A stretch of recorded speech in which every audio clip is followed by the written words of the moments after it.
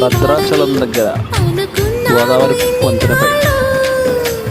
పాపం శుభం లేని వాడిని అల్లుకున్నాయి కన్నె కళ్ళు మైకం పెంచే మాయతో మూగ సైగే చేసే దాహమా మౌనం మీటే లీలతో తేనె రాగం నేర్పే స్నేహమా ఒంటరైన నా గుండె గూటిలో సంకురాత్రి పండు